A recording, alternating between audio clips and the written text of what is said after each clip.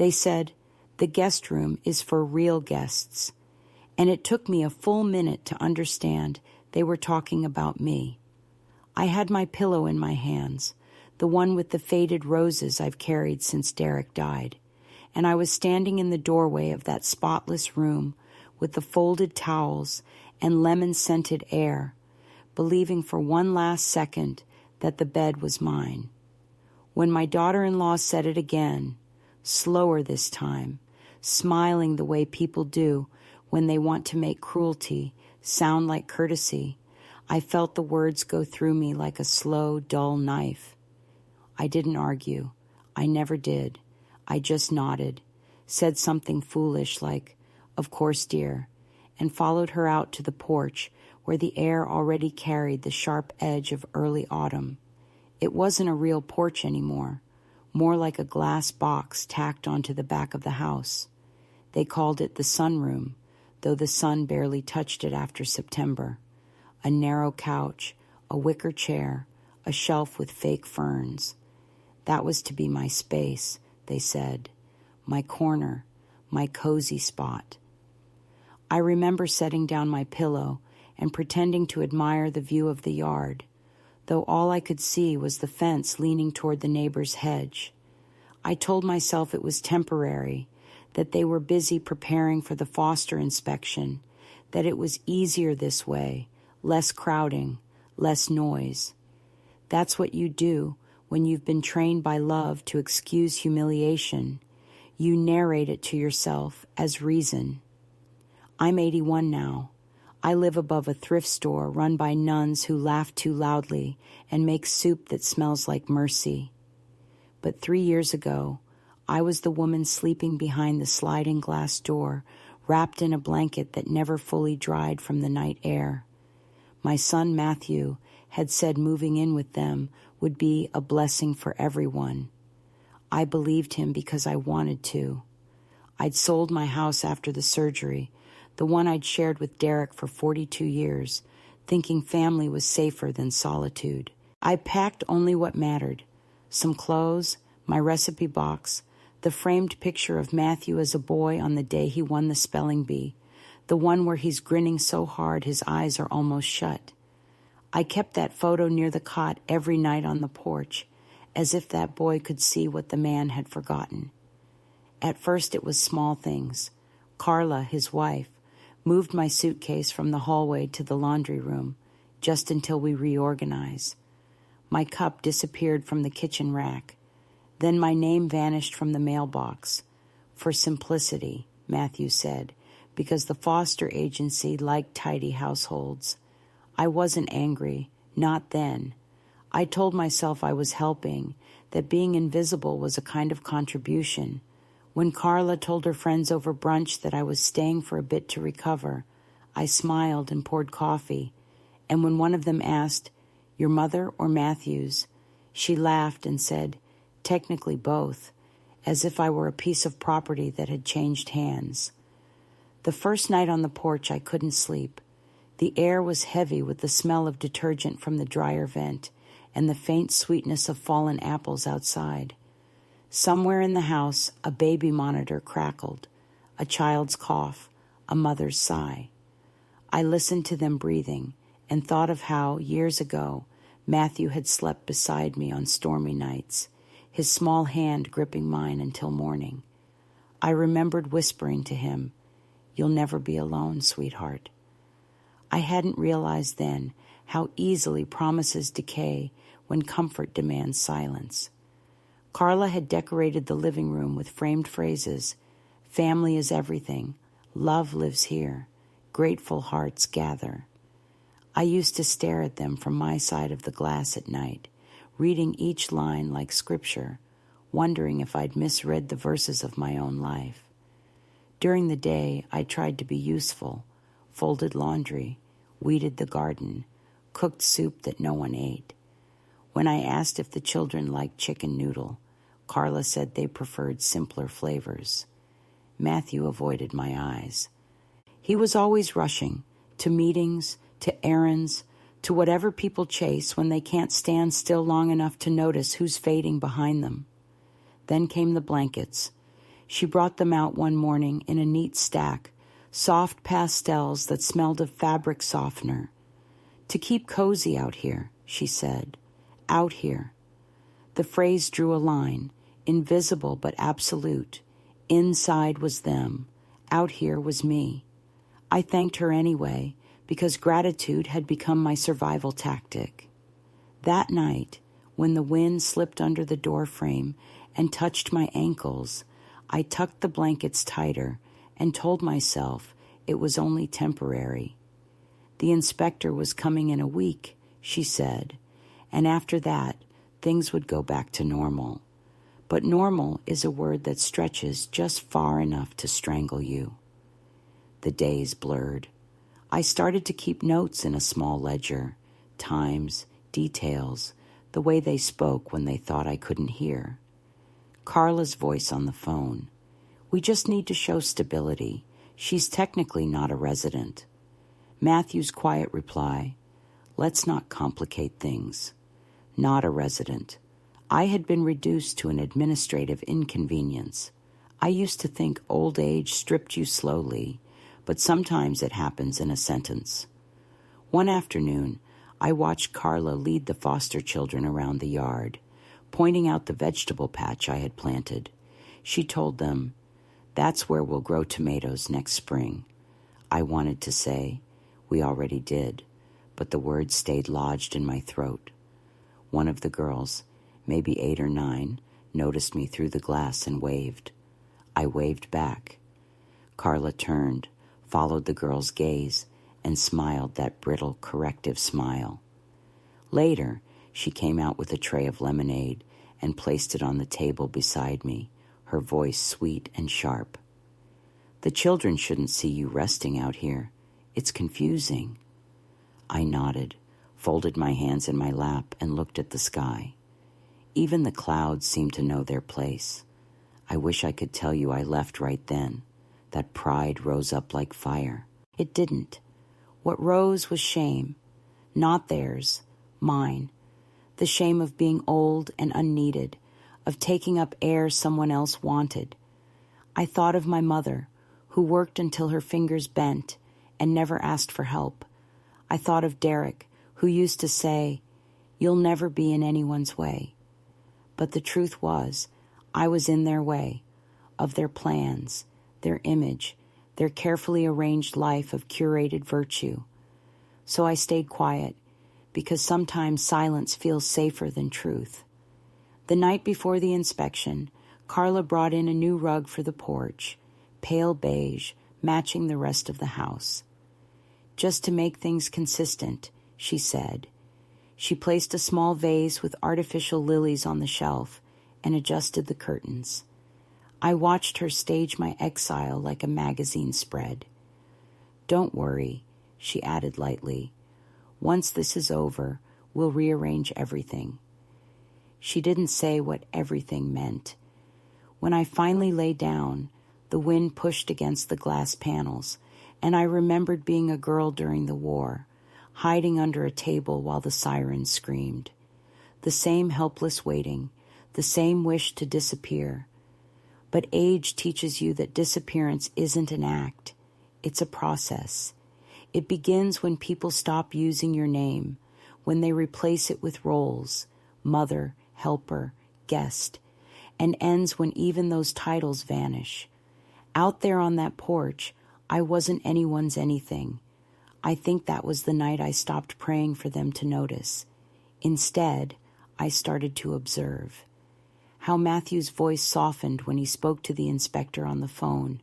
How Carla rehearsed her lines about multi-generational compassion. I saw how perfectly they had learned to mimic goodness. And I understood that my presence was never about love. It was about leverage. An old woman under their roof made them look nurturing, but only as long as she stayed quiet and invisible. Now, when people ask where I live, I say above the thrift store and let them imagine something quaint. They don't need to know that the hum of the refrigerators below is my lullaby, that I still wake sometimes expecting to feel the cold glass wall behind me. They don't need to know how long it took to stop apologizing for existing. I tell them the truth that matters, that I sleep in a bed with clean sheets and no one's permission attached, and that the morning light touches my face through a real window, not through the memory of one. But it began with that sentence, soft, polite, and final. The guest room is for real guests.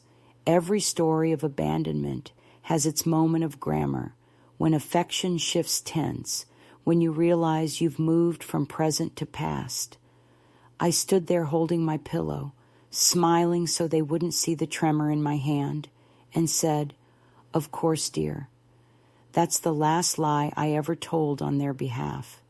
They told me it was just for a few nights, that the porch was temporary, that the inspector from the agency would only be staying long enough to make sure the environment was optimal. I didn't know what optimal meant anymore. I just knew it didn't include me. Still, I nodded, because I'd spent most of my life believing that patience was a virtue and silence was a kind of love. The night before the visit, Carla asked if I could move a few of my things out of sight. My medicine, the knitting basket, the framed photo of Matthew from his school days. "It's just easier if the place looks uncluttered," she said, wiping the counter for the third time, even though it was already shining.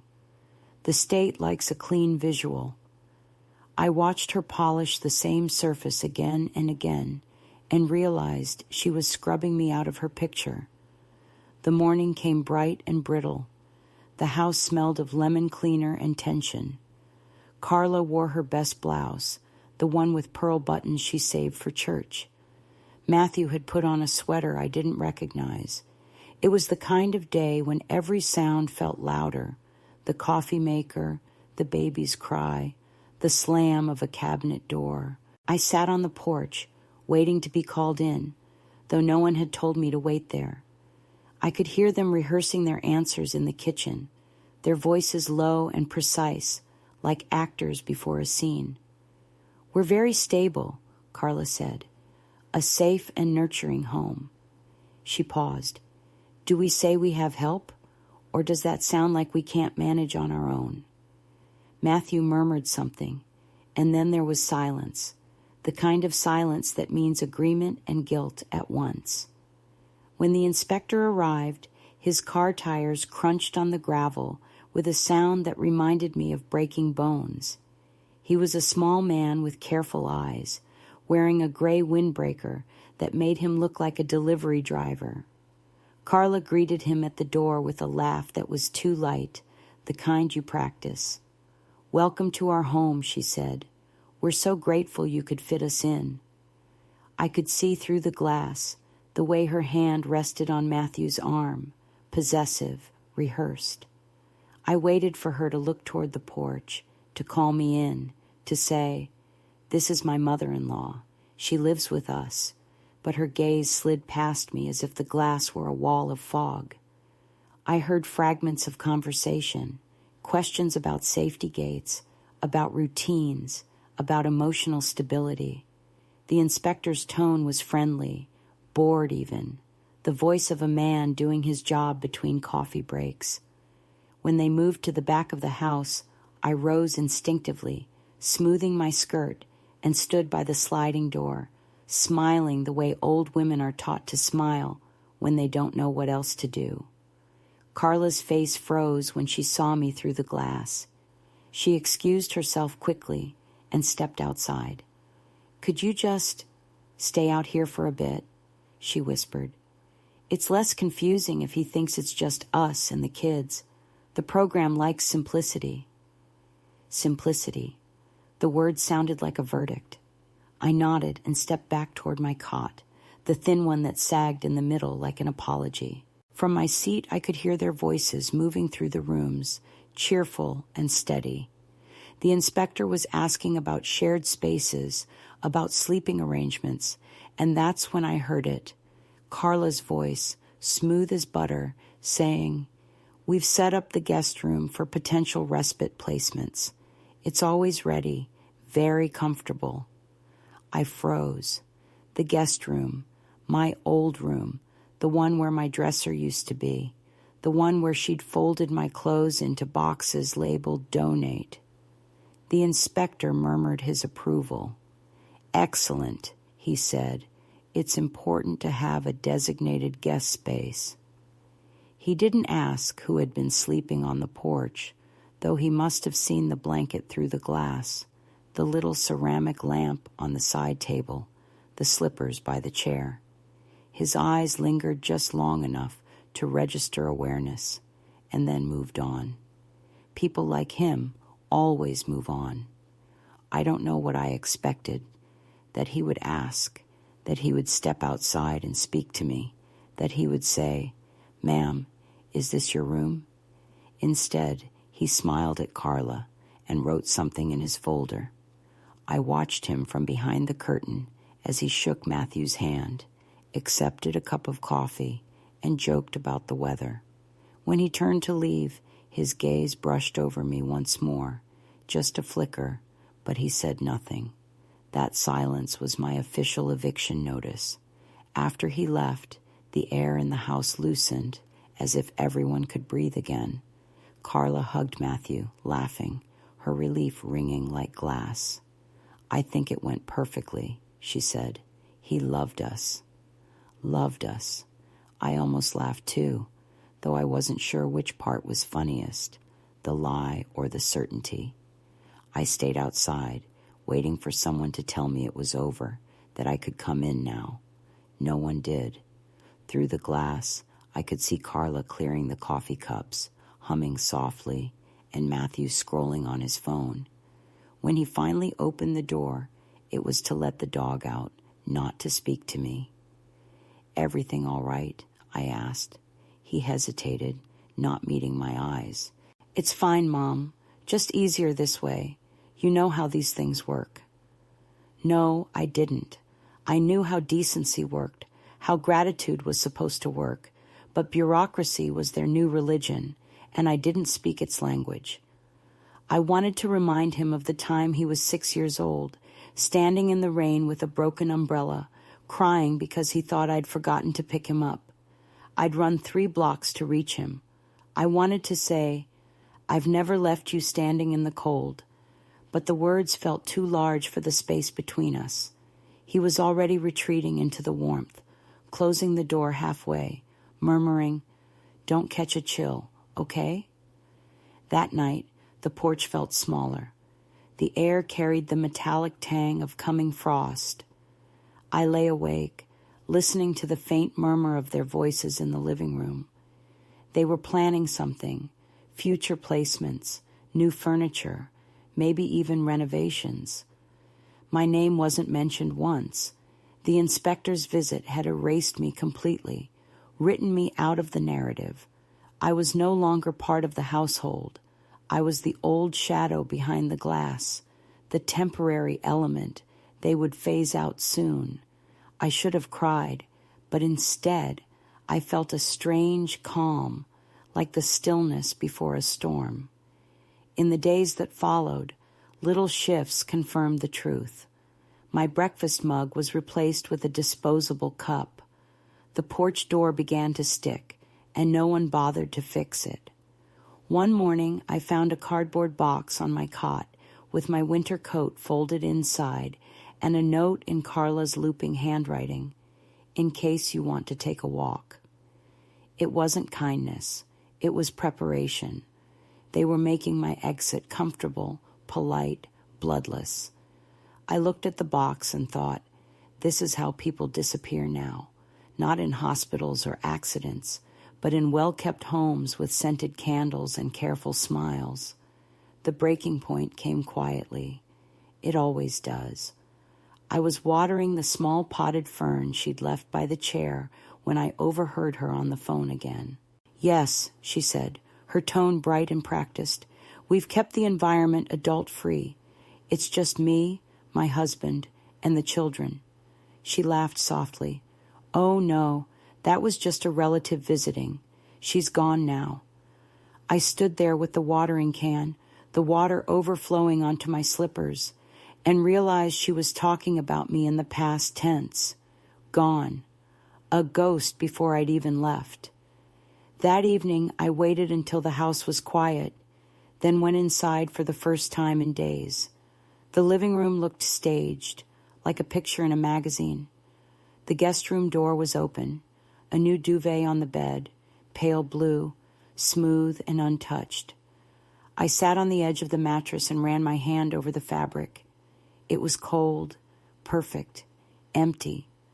I thought about how, when Derek was alive, we used to talk about building a guest room for travelers, how he said, "A real guest is someone who needs a place, not someone you want to impress." I whispered the words aloud, a benediction for the dead and for the living who had forgotten. When I returned to the porch, I didn't turn on the light. The dark felt honest. I took out my small notebook and wrote the date, the words she'd said, the sound of the inspector's voice, the exact temperature of the air. I didn't know then why I was documenting it all. Maybe I thought evidence would matter, that truth could protect me. But looking back, I think I was writing not to prove what happened, but to remember that I had seen it. Because when people decide you don't count, the first thing they steal is your witness to yourself. It would be weeks before I gathered the courage to act, before I realized that leaving quietly could be its own kind of rebellion. But that day, the day of the inspection, was the moment everything turned. The porch became a boundary, the glass a confession booth. Inside, they celebrated their performance of kindness. Outside, I began to understand that survival isn't always loud. Sometimes it's a woman sitting alone in a borrowed chair, watching her breath cloud the air and realizing for the first time that the life she built no longer has room for her, but the world beyond the glass still might. After the inspector left and their relief settled into the walls like perfume, the quiet in the house changed shape. It was no longer the polite silence of a family trying not to wake the baby. It was the thick, humming stillness of a place that had closed itself around a secret. I became that secret. The porch became its storage room. There was no announcement, no conversation, just a gradual tightening of boundaries until I couldn't tell if I lived with them or behind them. Matthew stopped saying good morning. He nodded instead, distracted, always in motion, always with his phone glowing between his fingers. Carla still used her cheerful voice, but only when there were others to hear it. When it was just the three of us, her tone flattened into something careful and efficient, the way people talk to appliances that don't quite work right, but are too expensive to replace. It started with the meals. Dinner had been our one shared ritual. Even when I'd been on the porch, they used to call me in, let me sit at the far end of the table, smile thinly while I asked about the children's schools or the weather. But after the inspection, the table shrank. Fewer plates, smaller portions. I'd come in to find them already halfway through, Carla smiling apologetically, saying they hadn't wanted to disturb me while I rested. So I began eating later, quietly, after they went upstairs, scraping cold leftovers into a bowl and sitting on the porch with the sound of their laughter muffled through the glass. I told myself I didn't mind. I had grown up in scarcity. I knew how to live on what's left behind. But it wasn't the food that hurt. It was the deliberate choreography of absence. They began locking the kitchen door that connected to the porch, not with a real lock, but with one of those plastic child-proof latches that you can only open from the inside. I had to knock now, or wait for someone to remember me. Sometimes they did, sometimes they didn't. The first few times I laughed it off, blamed my age, said it must be my eyes or my hands. But inside, I felt the quiet panic of someone watching the walls inch closer. I had known neglect before, but never so politely. During the day, When they were gone, I wandered through the yard like a ghost who had forgotten what she was haunting. The grass was sharp under my shoes. The garden beds I had tended were bare. A neighbor waved once, a woman I vaguely recognized from Sunday mornings. "Haven't seen you around much," she said. I smiled and lied, just enjoying the peace. She told me she'd heard about the foster children, how wonderful it was that Matthew and Carla were doing something meaningful. I nodded, feeling the words like stones in my mouth. When she walked away, I noticed her looking back once, eyes narrowing, maybe wondering why an old woman was standing outside her own house like a visitor. The weather began to turn. October crept in with its brittle winds and gray mornings. The porch wasn't insulated. At night, the glass walls grew wet with condensation, and the thin blankets Carla had given me smelled faintly of mildew. I bought a small space heater with the cash I had left from selling my jewelry, but Carla noticed the cord one afternoon and said it was a fire hazard. "We can't risk the kids," she said, smiling that managerial smile. "You'll be fine with layers." Layers, as if warmth were a matter of attitude. I nodded and folded my hands, and she left feeling merciful. Matthew avoided confrontation. That was his gift. He'd inherited his father's easy charm, but none of his backbone. When I tried to talk to him about the cold, he said, "Carla's just worried about safety, Mom. You know how she is." As if I didn't know exactly how she was, as if concern for the children justified freezing me out of my own life. I wanted to remind him that the only reason they had this house was because I'd signed the papers, because my name was still buried in the deed like a root they preferred not to acknowledge. But I didn't. Pride is a luxury you learn to live without when you depend on someone else's thermostat. By November, my world had shrunk to the porch, the path to the mailbox, and the grocery store down the hill, where I could still buy my own bread. I timed my visits to avoid Carla's errands, walking slowly past the rows of manicured lawns, counting the pumpkins on each porch like tally marks for freedom. Sometimes I'd stop at the bus stop, not because I was going anywhere, but because I liked the idea that I could. One afternoon, I sat there for nearly an hour, watching strangers come and go, the rhythm of their lives unchained from mine. It was the first time in months I'd felt like a person rather than a prop. At home, the erasure continued, subtle as dust settling on forgotten furniture. My mug disappeared, replaced by a paper cup. My name vanished from the Wi-Fi list. The Christmas card draft on the kitchen counter included only Matthew, Carla, and the kids. When I pointed to it, Carla said, "Oh, it's just easier for spacing. Everyone knows you're part of us." But I wasn't. I was part of the scenery, like the porch light they forgot to turn off. There were moments, brief and cruel, when kindness returned just long enough to confuse me. A cup of tea left on the step, a blanket warmed in the dryer. Each gesture felt like an apology that stopped halfway. I wanted to believe them, to imagine that somewhere under the calculation there was still a thread of care. But even mercy can be a form of control when it's rationed out like currency. The nights grew longer, and with them, my memories. I began dreaming of my old house, the narrow kitchen with the green tiles Derek laid himself, the way the morning sun used to fall across our table. I'd wake up reaching for that warmth and find only the chill of glass. Sometimes I thought I saw Derek's reflection in the window, patient and steady, like he used to be when the world disappointed me. "You're still here," I'd whisper, and in that moment I almost believed it. Then came the letter from the agency, addressed to Household of Matthew and Carla Bell. I found it in the mailbox one morning, damp from rain. I shouldn't have opened it, but I did. It was a congratulatory note, confirming their successful certification as foster parents. Your dedication to providing a nurturing environment is commendable, it said. I stood on the sidewalk, reading it over and over, the words swimming before my eyes. Nurturing environment.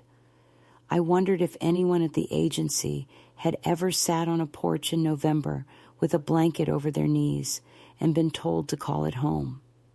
That evening, when I showed the letter to Matthew, he looked embarrassed, like a child caught lying. "It's just a formality, Mom," he said. "You're reading too much into it." But I saw the relief in his face, the satisfaction of a goal achieved. "Now things will settle down," he added, as if order required my disappearance. I wanted to tell him that love built on a mission is a house with no floor, but I was too tired for metaphors. A week later, I got the flu. Nothing dramatic, just the slow, bone-deep weariness that comes from being cold too long. Carla insisted I stay on the porch, said it was better for everyone if I didn't spread it. She brought me herbal tea and disinfectant wipes, like a nurse in a play. I thanked her, though the tea was cold by the time it reached me. That night, feverish, I watched frost crawl across the glass panels like white veins. The house glowed warm on the other side, soft light, laughter, a life continuing without me. I thought about knocking, but my pride, that stubborn ember, held me still. I wrapped myself tighter and waited for morning. When I woke, the frost had melted, but something inside me hadn't. It was as if a small, silent gear had shifted. I realized that they wouldn't stop, not out of guilt, not out of love. To them, my decline wasn't tragedy. It was convenience. I had become proof that they were good people, the kind who took in an aging parent out of duty. Every cough, every weakness made their story stronger. They didn't need me well. They needed me quiet. That day, I began to move differently. I took longer walks, not to escape, but to remember that I could. I started carrying my notebook again, writing down fragments, not just what they said or did, but what I saw in myself. The part of me that still noticed beauty, the blue of a winter sky, the sound of leaves crunching underfoot. I think that's when the idea began forming, though I wouldn't name it yet. A quiet rebellion, not shouting, not confrontation, just the slow reclaiming of the life they'd filed under irrelevant. By December, the porch felt less like exile and more like a waiting room. I no longer expected an invitation inside. Instead, I watched the world beyond the fence, the neighbors hanging lights, the mail carrier with her red gloves, the distant hum of cars heading somewhere I couldn't see. The house behind me pulsed with warmth and movement, but it no longer had gravity. I was learning to orbit elsewhere. Sometimes, late at night, I caught glimpses of Carla through the window, holding the foster infant, whispering soft reassurances. She looked tender then, almost human. I wondered if she believed herself, if she thought this display of care canceled out the quiet cruelty that made space for it. Matthew would pass behind her, kiss her shoulder, and for a heartbeat, I'd see the boy he once was, the one who used to crawl into my bed on thunder nights. Then he'd turn away, and the man who replaced him would glance toward the porch with the expression people give to unfinished chores. That winter, I learned that loneliness doesn't arrive as a storm. It seeps in like cold through bad insulation. You don't notice at first, not until you realize you've started speaking aloud just to hear a voice answer. I talked to the potted fern, to the stray cat that visited sometimes, to the version of myself I used to be. And somewhere in that talking, the loneliness stopped sounding like weakness. It became clarity. I began to understand that what they had taken from me wasn't safety, it was identity. And once you see that, you stop asking for a key back to a locked room. You start looking for a door of your own. The change began the morning I walked into town alone for the first time in months. It wasn't planned. The house was empty, the air brittle and colorless, and something inside me snapped, not in anger, but in a quiet, lucid way, the way ice gives way under sunlight. I put on my coat, the one that still smelled faintly of cedar from my old closet, and stepped off the porch without telling anyone where I was going. The road was slick with thawing frost, and the world looked newly washed, uncertain of its shape. I walked slowly, at first unsure whether my legs would carry me, then faster when I realized no one was calling after me, no voice demanding to know where I was going or reminding me to take my pills. The freedom was so fragile I could taste it, like sugar on the tip of my tongue. At the edge of town, there was a small bakery I hadn't noticed before, tucked between a nail salon and a laundromat. I went in because I needed warmth, but also because the smell of yeast and cinnamon was like a hand reaching out from a forgotten life.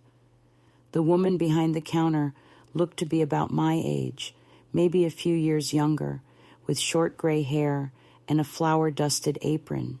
She greeted me without the false brightness people use with the elderly, just a simple nod that said, "I see you."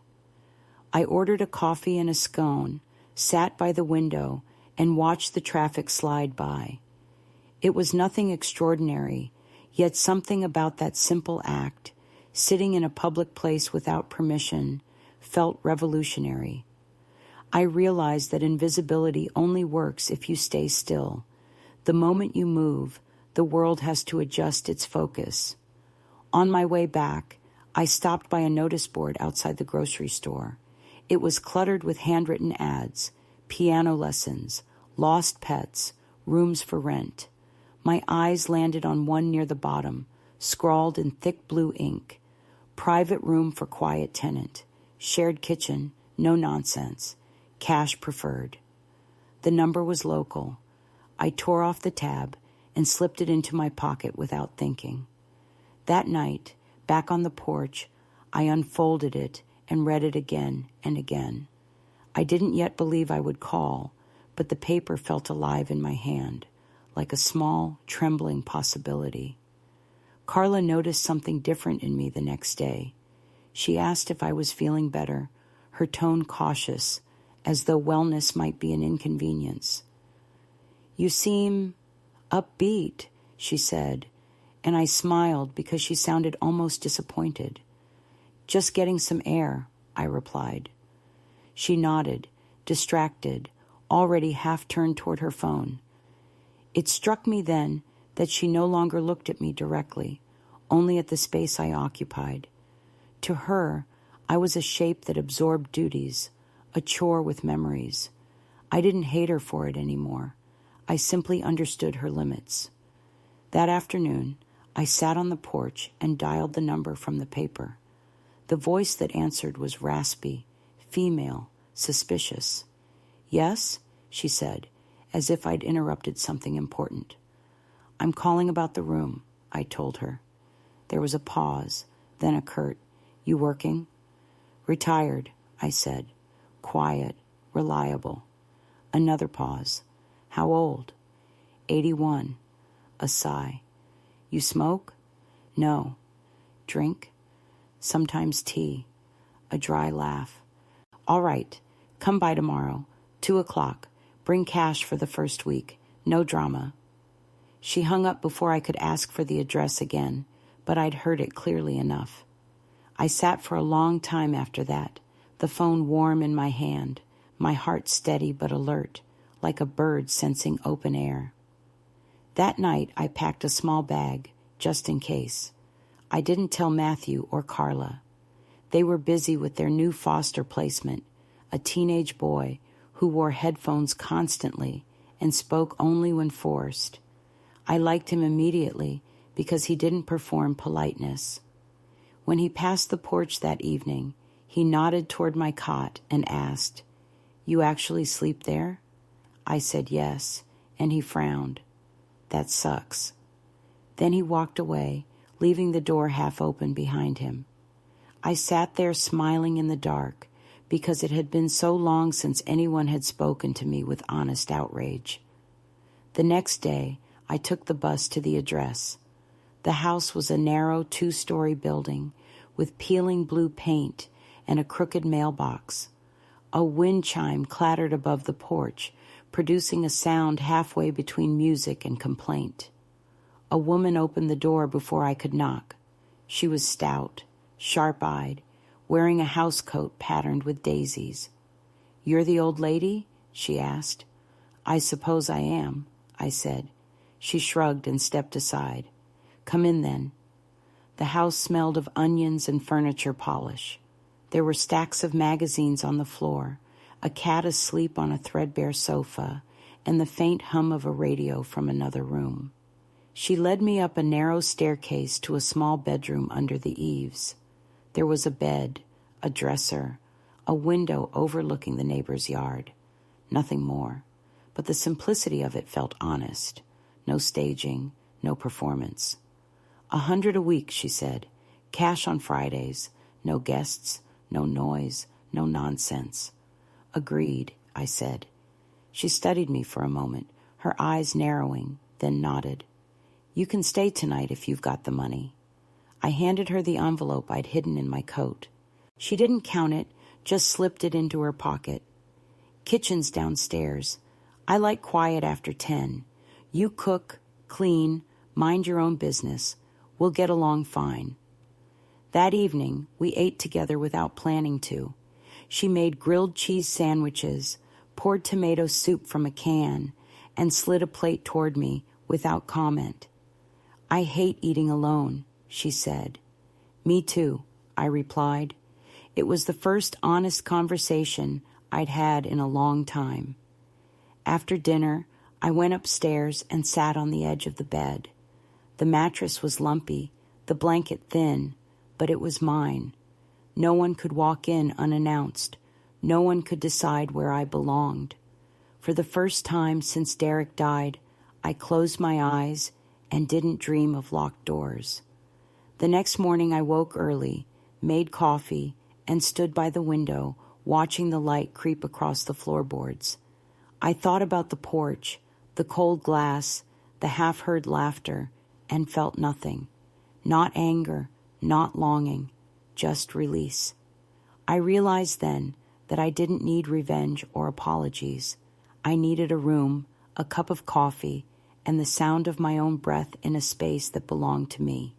That's all freedom ever is when you've been invisible long enough. I called the house an hour later. Carla answered, surprised. Mom, where are you? Her voice was high, thin with control. Out, I said. Just out. You should have told us. We were worried. I almost laughed. Were you? There was a pause, a rustle, then Matthew's voice in the background asking what was happening. We thought you were resting, she said finally. You didn't even leave a note. You never noticed them when I did, I replied, then hung up. For days after that, I waited for them to call again. They didn't. I imagined Carla explaining it away. She's staying with a friend, or she needed space. I knew they would adjust their story until I fit neatly back into their image, absent but convenient. That realization didn't wound me. It clarified me. I was no longer an extra in their narrative. I was writing a new one. The woman who rented me the room, her name was Joyce, didn't pry. She spoke when she had something to say, and otherwise let the silence rest. I liked that about her. In the evenings, she sat in the living room with her cat on her lap, muttering at the television. Once she looked over and said, You look like someone who's been too polite for too long. I smiled. I suppose that's true. She nodded. Well, that's fixable. Each morning I walked into town, learned the streets, memorized the faces at the bakery and the bus stop. The world had grown smaller over the years, but it was still there, waiting. One day, in the window of a cafe, I saw a handwritten sign, "Help Wanted, Mornings Only." I hesitated. It had been nearly 20 years since I'd worked, but I still knew how to make coffee, how to smile without being servile, how to keep my hands steady. I went inside and asked. The owner, a woman in her 40s with a tired kindness in her eyes, looked me up and down. "You sure you want to be on your feet all morning?" she asked. "I've been sitting down for too long," I said. She grinned. "Fair enough. Start tomorrow, 6 a.m. That night, I ironed the only blouse I had left that still held a crease. I sat by the window, the cat snoring softly on the rug below, and let the quiet fill me. The porch was gone. The house, the cold, the invisible life. All of it belonged to another woman now, someone I could pity but no longer resemble. I wasn't healed, not yet, but I was awake. And sometimes that's the same thing. When dawn came, I walked to the cafe through the damp air, my shoes clicking on the sidewalk. The sign in the window still said, "Help Wanted," but I didn't need to read it anymore. Inside, the smell of coffee and burnt toast wrapped around me like recognition. The owner handed me an apron. No ceremony, no small talk. "Customers start coming at 6:30, she said. "Refill their cups before they ask, and you'll do fine." I nodded. By the time the first wave of workers arrived, I'd already found a rhythm, the pour, the smile, the quiet competence of someone who has nothing left to prove. Standing there, behind that counter, I realized that every humiliation I'd endured had prepared me for this, not for servitude, but for steadiness, for knowing how to exist without begging to be seen. The cafe was small, the pay laughable, the hours early, but it was mine, my labor, my breath, my choice. And in that small, ordinary act of working, I found what I hadn't known I was missing, not dignity, because I'd never truly lost it, but proof that it still mattered. The letter came on a Wednesday, folded in a neat white envelope, with my name written in a careful, slanted hand that I recognized before I opened it. It was from Kieran, my oldest grandson, the only one who used to sit on the porch with me during summers when he was small, catching fireflies in jars and asking if heaven had backyards. I hadn't seen him in 2 years, not since Carla decided I was too frail for family trips. The letter was short, hesitant, written in the uncertain tone of someone stepping across invisible glass. He said his parents were worried. He said they hadn't heard from me, that he'd checked the old house, that even the porch was empty. He ended with a line that nearly undid me. "I miss you, Grandma. Please write back, even if you're mad." I read it 3 times, then folded it carefully and placed it on my nightstand. I didn't answer, not yet. Love, when mishandled for too long, becomes an ache that needs silence before speech. The next morning, I went to the cafe as usual. The early light slanted through the windows, catching the dust in a way that made the air itself look alive. I worked steadily, pouring coffee, refilling sugar jars, wiping counters until the rhythm became a kind of meditation. By mid-morning, the regulars had come and gone. The construction foreman who always left a $1 tip, the nurse with the tired eyes, the retired couple who split one muffin, as if that act alone could hold their marriage together. Around 9, I looked up to see a man standing by the counter, holding a newspaper folded under his arm. He looked about my age, maybe a few years older, dressed neatly in a gray windbreaker. When I asked what he'd like, he smiled and said, "Just coffee, black." His voice was low, calm, the kind that seemed to steady the air around it. I poured his cup and slid it across the counter. He didn't drink right away, just held it, warming his hands. "You the new one?" he asked. "I suppose I am." "You do things proper," he said. "Most folks rush." I smiled, unsure how to reply, and he nodded, satisfied, as if that small exchange was enough. He came back the next day and the day after. His name was Arthur. He was widowed, 2 grown sons, one in Boston, one in Arizona, both too busy to visit. We didn't talk about them much. Mostly we spoke about small things, the weather, the birds that gathered near the parking lot, the way autumn seemed to hold its breath before winter. He told me he liked cardinals, that they were a sign of the dead visiting. I told him I preferred finches because they never stayed still long enough to be caught. He laughed, said that sounded about right for me. There was no flirtation, no pretense, just the steady comfort of being seen without being owned. It was during those weeks that I began to feel the shape of my new life settle around me like a coat I hadn't realized fit. Joyce, my landlord, was blunt and loyal in her own way. She never asked questions she didn't need answers to. Some nights we sat together in the living room, watching old game shows with the volume low, her cat snoring between us. She'd mutter commentary under her breath. "That one's cheating, I can tell."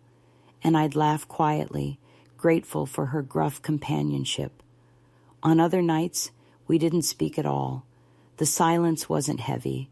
It was shared. Then, one rainy afternoon, Joyce handed me the mail when I came home from work. "Something for you," she said, raising an eyebrow. The envelope was thick, cream-colored, with my name written in an unfamiliar hand. No return address, but I didn't need one. I knew immediately who it was from. Inside were 6 pages, each filled with neat, angry script. Adam's handwriting. My son. I sat at the kitchen table and began to read. It started with disbelief. How could I disappear like that? How could I do this to them? Then came the accusation. Selfish, irresponsible, ungrateful. He wrote about Carla crying every night, about the children asking where I was, about the embarrassment of having to explain to friends that I had run off. He wrote that my actions were unfair to Kieran, that I was breaking the family apart. He ended with a sentence so cold it burned. "We're willing to talk, but only if you're ready to be reasonable." Reasonable. The word landed like a verdict. For decades I had cooked their meals, paid their bills, babysat their children, stayed silent when they belittled me. I had given them everything they asked for and apologized for not having more. And now, after erasing me from their home, after turning my presence into an inconvenience, they demanded reason. I folded the letter, slid it back into the envelope, and placed it beside Kieran's gentler note. 2 generations, one speaking cruelty out of habit, the other reaching out through the cracks. I knew which one deserved my answer. The next morning I found Arthur already seated in his usual spot at the cafe. He smiled when I brought his coffee. "You look tired," he said. "Rough night?" I hesitated, then told him a little. Not everything, just that I'd received a letter from my son. He didn't ask for details, didn't offer advice. He just nodded slowly and said, "Sometimes people mistake silence for agreement. Then they're shocked when you finally speak." I thought about that all day. That evening, I decided to turn on my old phone, the one I'd kept off since leaving. The screen lit up like an accusation. 32 missed calls, 18 messages. Most were from Carla, her tone swinging between panic and irritation. "Please call us. We thought you were in the bathroom." Then Adam, curt and clipped, "Where are you, Mom?" Another one, hours later. "This isn't funny." Then finally, after days, "Fine, do what you want." I listened to each one without emotion, as though they belonged to another woman. But at the end of the list, there was a voice that stopped me. "Grandma, it's Kieran. I don't know if this number still works. I just want to know you're okay. Please, call me." I saved that one. 2 days later, he called again. I almost didn't answer, but when I saw his name flash on the screen, something in me softened. "Grandma?" he said when I picked up, his voice uncertain, afraid I might hang up. "I'm here, sweetheart," I said. There was a long pause. "You're okay?" "I'm better than okay." "Where are you?" "Somewhere quiet, somewhere I chose." I heard him exhale, a sound full of relief and sadness. "I'm glad you're safe," he said. "I miss you." "I miss you too." That was all. We didn't talk about the others, didn't try to mend what wasn't ready. It was enough that someone still wanted to know if I was breathing. After that, life continued quietly. I worked mornings, walked in the afternoons, shared dinners with Joyce when she felt sociable. Arthur became part of the rhythm too, arriving at the cafe every day at the same time, always with a new observation about the world, a poem he'd read, a memory of his wife, the stubbornness of pigeons. Sometimes when he lingered after his coffee, I caught him studying me with an expression I couldn't quite name, not pity, not desire, something gentler, like recognition.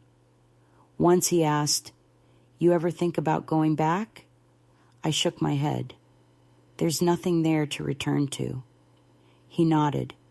"Then maybe you've already arrived." But peace never lasts unchallenged. A few weeks later, Heather, the cafe owner, came out of the kitchen holding a folded newspaper. "You might want to see this," she said. On the front page of the community section was a headline, "Missing Matriarch. Family speaks out on grandmother's disappearance." There was a photo of me taken years ago at a family barbecue, holding a pie dish, smiling without showing teeth. Beneath it were quotes from Adam and Carla. "We're deeply worried," Adam said. "She vanished without a word. We just want her safe." Carla added, "She's vulnerable. We fear something happened. She's not the type to do something like this." I laughed.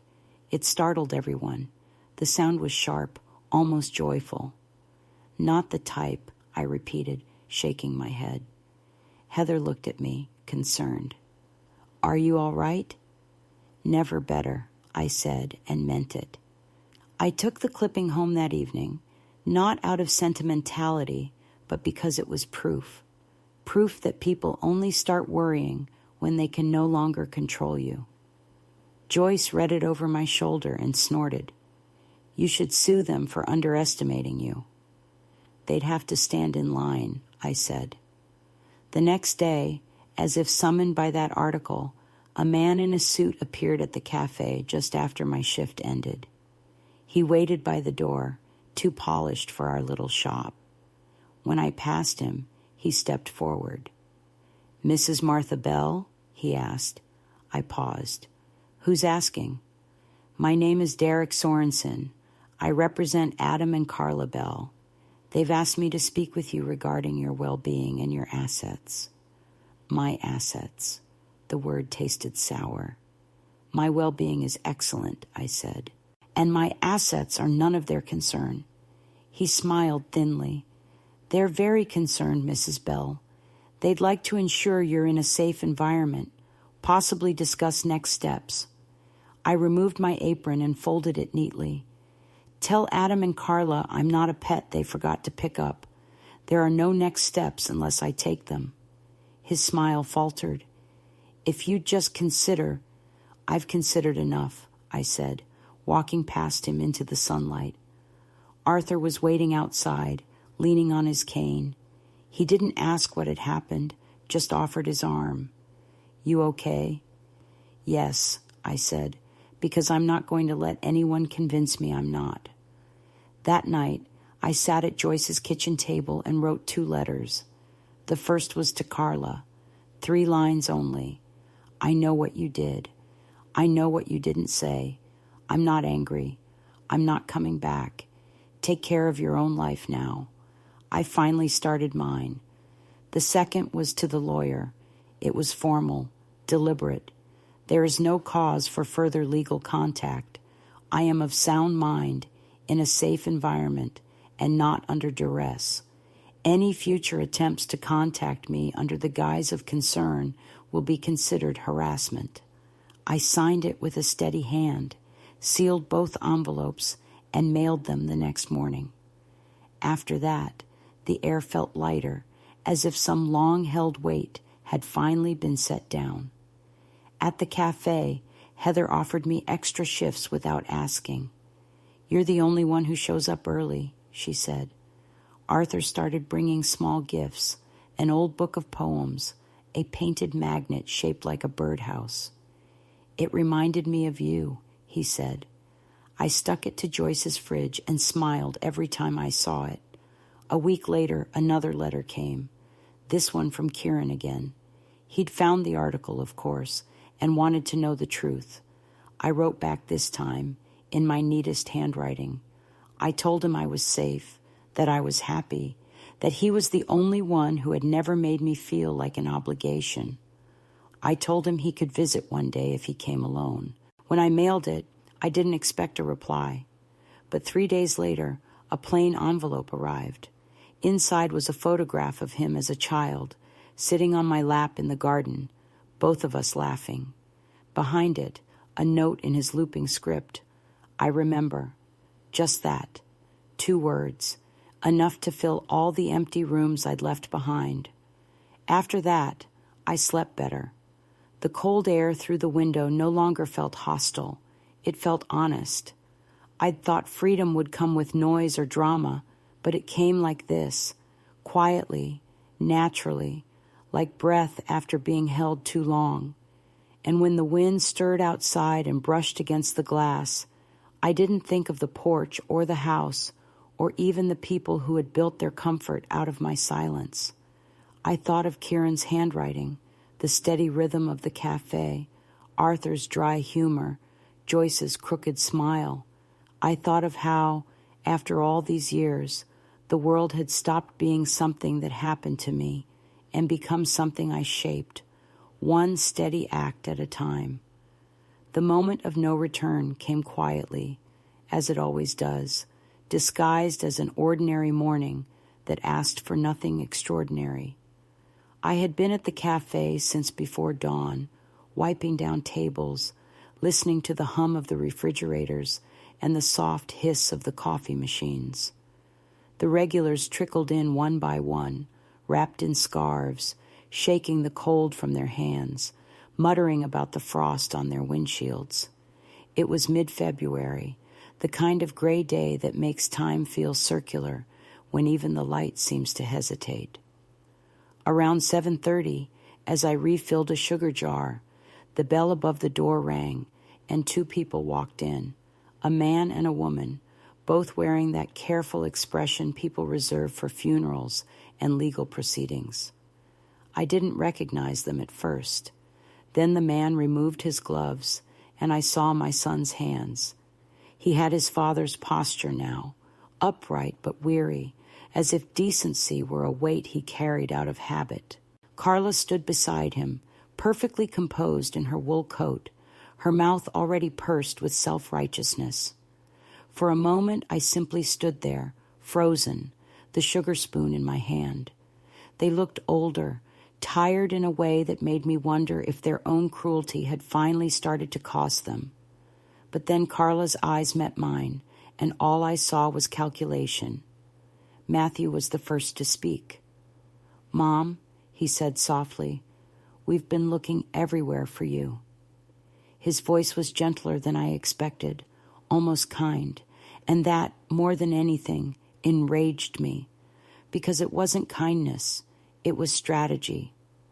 I set the spoon down carefully, wiped my hands on my apron, and said, "You found me." Carla took a step forward. "We were worried sick. You didn't answer our calls. The police." The police didn't find me because there was nothing to find, I said. I left, that's all.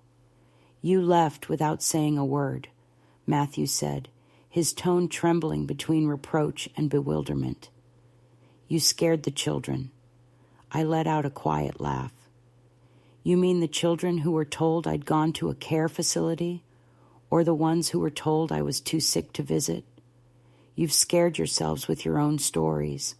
Heather, the owner, appeared behind the counter, sensing the tension. Everything all right here? She asked, her eyes flicking between us. I smiled at her. Fine, Heather. Just family. The word tasted foreign. Carla's gaze swept over the cafe with silent disdain, her lips curling as if the place itself were an accusation. We're just here to take her home, she said. I looked at her and felt something inside me shift, slow and decisive. I am home, I said. Heather excused herself discreetly, pretending to polish the coffee machine, but I could feel her listening. Matthew sighed, the sound of a man preparing to be reasonable. Mom, please, you don't have to do this. We know things weren't perfect, but you can't live like this, working at your age, renting a room from strangers. Strangers have been kinder to me than my own blood, I said. And working is not shameful. It's breathing. His eyes filled with that old wounded look he used to use when he wanted me to forgive him. We just want what's best for you. No, I said quietly. You want what's easiest for you. Carla reached into her bag and pulled out a folder. She slid it across the counter toward me. This is the paperwork, she said briskly. We've started the guardianship process. It's only temporary, for your protection. Once you're settled again, we can... I didn't let her finish. I opened the folder slowly, methodically, my hands steady. The pages were dense with legal language, the kind designed to sound benign. Words like capacity, stability, placement, each one a cage dressed as concern. So this is what it comes to, I said. After everything, you want the law to finish the job your conscience started. Matthew flinched. It's not like that, he said. You don't understand how this looks. I understand exactly how it looks, I said. It looks like you need me gone twice, first from your house, now from your name. The room had gone quiet. The other customers pretended not to listen, but I could feel their eyes flickering over us. Carla's cheeks flushed. She hated public scenes. Mom, she hissed, this isn't the place. I smiled. You made it the place the moment you walked in. I closed the folder, folded my apron neatly, and laid it on the counter. Let's go outside, I said. If we're going to finish this, I'd rather the smell of coffee than hypocrisy fill the air. We stepped into the pale morning light. The air was sharp, the kind that makes words visible. Matthew shoved his hands in his pockets, eyes fixed on the ground. Carla spoke first. You're being irrational, she said. We're trying to help. You helped enough, I said. You helped me learn what love without empathy feels like. You helped me see that gratitude can be a leash if you tighten it long enough. She drew herself up, her voice rising. We took you in when no one else would.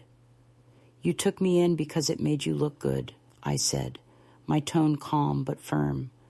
You used me like a decorative plant, something to point to when people praised your generosity. And when the inspection came, you put me outside like old furniture. Matthew finally spoke, his voice cracking. That's not true. Then where did I sleep, Matthew? Tell me. Tell the truth for once in your life. His mouth opened, closed. Silence. That was my answer. I took a deep breath, and something in me, something ancient and steady, rose to the surface. I'm not going anywhere with you. I'm not signing your papers. I've spoken to a lawyer of my own and to the agency that certified your foster license. I told them what the inspector saw, but ignored. The blankets on the porch, the closed door, the lie you built your goodness on. Carla's face went pale. You wouldn't. I met her eyes. I already did. The world seemed to tilt for a moment. Matthew stared at me as if seeing me for the first time. Mom, he whispered, why would you do that? Because silence is consent, I said, and I've consented to enough. Carla took a step forward, her voice shaking. You'll ruin us. No, I said. You did that yourselves. I'm just turning on the light. She looked as though she might strike me then, not with her hand, but with the full weight of her outrage. But Matthew caught her arm. His voice was low. Let's go. She tried to protest, but he was already walking away, his shoulders slumped, the folder clutched in his hand like a flag of surrender. She followed him, trembling with fury.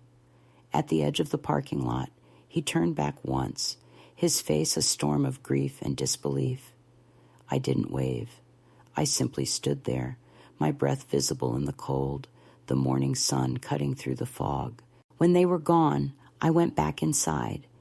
Heather gave me a look, half curiosity, half respect. Everything okay? She asked quietly. Everything's finally honest, I said. I picked up my apron and tied it around my waist. My hands weren't shaking.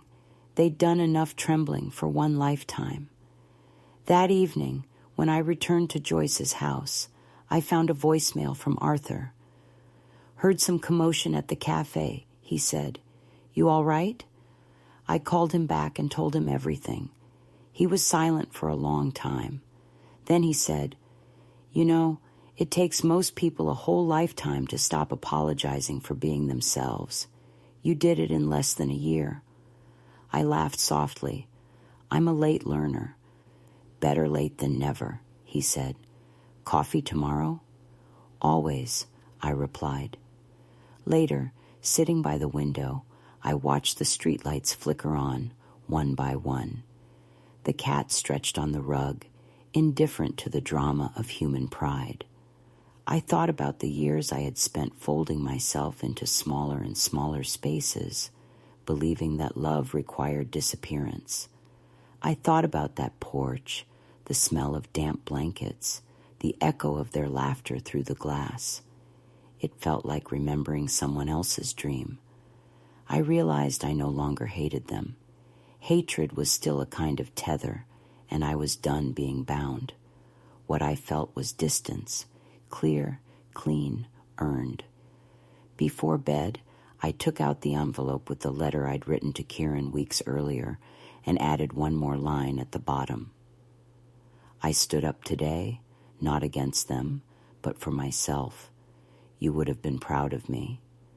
Then I sealed it and left it by the door for mailing.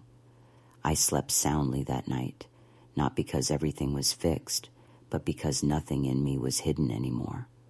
The next morning, I woke to sunlight pouring through the curtains, warm and unafraid. The world outside was the same, cars passing, birds calling, but I felt it differently, lighter, rooted. I brewed coffee and took it to the window, watching the steam rise like an offering. I thought about how strange it was that courage could feel so calm, so ordinary. No thunder, no applause, just the quiet certainty that the worst had already happened, and I had survived it.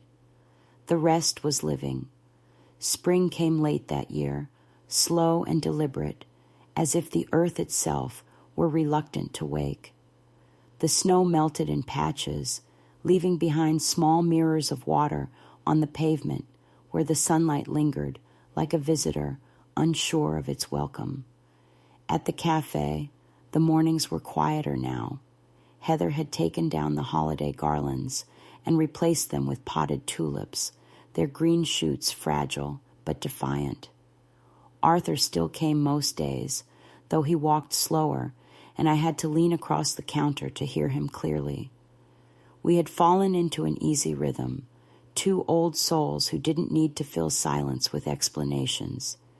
He'd drink his coffee, I'd wipe the same section of counter 3 times, and when he left, he'd say, "Keep warm, Martha," as though it were both an instruction and a blessing. One afternoon, as the last of the snow vanished into the gutters, a letter arrived for me. It was forwarded through the cafe, my name written in a tentative, uneven hand that made my heart tremble before I even opened it. It was from Kieran again. "Dad says you won't come back," he wrote. But I told him maybe it's not about coming back. Maybe it's about finding a place that feels safe. I hope you found it. I'm starting college next year. Maybe I'll visit. There was no guilt in his words, only a quiet understanding that love doesn't vanish just because geography changes. I folded the letter and kept it in my apron pocket all day, touching it whenever the world felt too loud. In the evenings, Joyce and I started walking to the park near the river. She'd talk about her late husband, about the years she spent working double shifts in the hospital laundry, about how independence sometimes feels like exile, but it's still better than being owned. I listened, grateful for her blunt wisdom. One evening she said, "People think freedom's a door you walk through once, but it's not. You've got to keep walking through it every day, or it starts to close again." I knew what she meant. Even now, months after leaving, I could still feel the ghost of obedience tugging at my sleeve whenever I passed a house that looked too tidy, too proud of its kindness. I didn't hear from Matthew or Carla again, not directly, but the agency called once, politely, to confirm my statement about the inspection. The woman on the phone thanked me, her voice careful, neutral. "You may have helped more than you know," she said before hanging up. I didn't ask what that meant. I didn't need to. Some truths, once spoken, ripple outward on their own. April brought rain, the soft kind that doesn't demand attention, just lingers long enough to make everything smell new. On those mornings, the cafe filled with damp coats and steam. I liked watching people come in from the weather, shaking themselves dry, claiming warmth like something earned. One morning, Arthur brought me a book wrapped in brown paper. "Found it at the thrift shop," he said. "Figured you'd like it." It was a second-hand poetry collection, the spine cracked, the pages underlined by another hand long gone. Inside the cover, someone had written, "To whoever finds this next, remember you belong somewhere." I traced the words with my thumb until they blurred. When the first truly warm day arrived, I took the bus to the old neighborhood. Not to the house, just near it, close enough to see the familiar curve of the street, the dogwood tree that used to bloom white every May. The house looked smaller now, ordinary. The porch, my prison, my proving ground, was still there, but they'd painted it blue and filled it with potted plants. It almost looked pretty. I stood across the road, unseen, and for a long while I simply watched.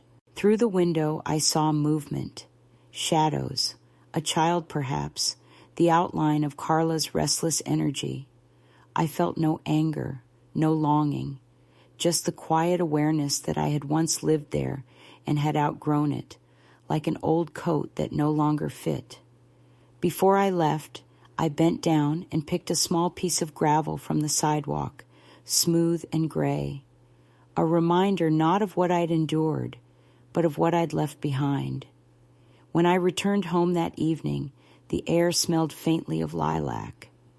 Joyce was on the porch, smoking despite her doctor's warnings. "You look lighter," she said. I smiled. "Maybe I am." We sat in silence for a while, watching the dusk settle like a soft shawl over the rooftops. Somewhere down the street, a radio played an old song I hadn't heard in decades. I hummed along, not remembering the words, but remembering the feeling. That night, before bed, I wrote one last letter to Kieran. I told him I was proud of him, that I hoped college brought him both questions and patience. I told him that sometimes the hardest kind of love is the one that doesn't ask to be understood, only respected. I wrote, "Don't let anyone decide for you what duty looks like. It changes shape as you grow, and sometimes it means walking away with your head high." I sealed it and placed it beside the others in a small box Joyce kept for me, labeled "Important Things." As I lay in bed, the rain began again, tapping softly against the window. I thought about how strange it is that healing can happen in places you never meant to stay. The porch, the cafe, this rented room, all of them had been way stations on the long road back to myself. I wasn't the woman I used to be, the one who apologized for taking up space, who mistook endurance for love. I was slower now, perhaps lonelier at times, but I was also whole. And wholeness, I'd learned, isn't about perfection. It's about finally belonging to your own silence without fear. When dawn came, I woke before the alarm, brewed coffee, and stood by the window watching the light spread across the street. Somewhere in the distance, a train whistle echoed, low and mournful, the sound of departure disguised as promise. I lifted my cup in its direction, a small salute to every woman who had ever been told she was a burden, a guest in her own family, an afterthought in her own story. I wanted them to know that survival isn't always loud. Sometimes it's just a steady heartbeat in a quiet room, a woman making coffee in her own kitchen, free at last from the need to ask permission. I finished my coffee, put on my coat, and stepped outside. The morning air was cool but forgiving. The world, in all its indifference, had made room for me again. And as I walked toward the bus stop, I caught my reflection in a shop window, an old woman, upright, unafraid, her eyes clear as glass, no one could look through anymore. I nodded to her softly, as if to say, "Well, we made it." Then I kept walking, steady, certain, into the day that was waiting.